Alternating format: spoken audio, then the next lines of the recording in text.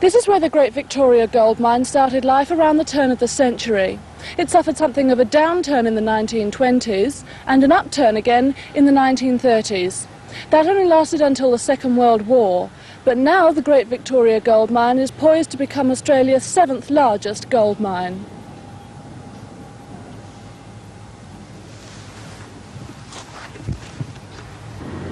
Once, gold was brought out here on hand trolleys and carted off by horse and dray.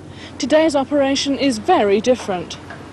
There are two reasons for the third upturn in the development of the Great Victoria: higher gold prices and $3 million in sophisticated carbon-in-pulp technology.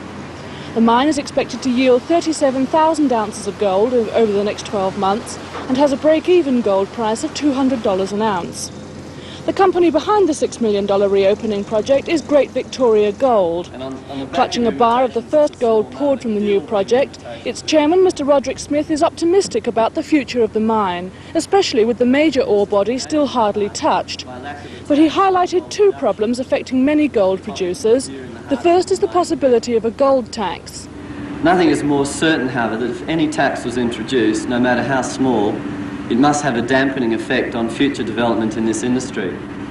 Indeed, had WA a royalty, as do the Northern Territory, Queensland and Tasmania, there is little doubt that this development would not have taken place.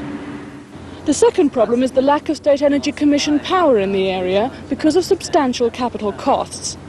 Given the SEC has power to burn, it's foregoing perhaps guaranteed revenue.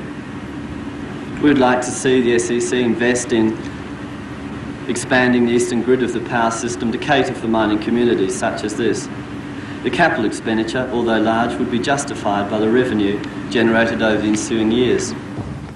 The West Australian Mines Minister, Mr. Parker, officially opened the mine and said later that the state government had promised not to impose a gold tax, but he agreed that the federal treasurer was very keen to do so.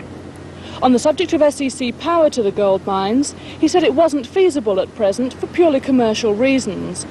But it could be possible in future as the growth of the interconnected grid system allowed greater flexibility. The history of the Great Victoria mine is inextricably linked to that of the whole Yilgarn goldfield, and the company has put it all down in a specially commissioned book presented today to the State Librarian, Mr. Sharman. Loretta Murphy reporting.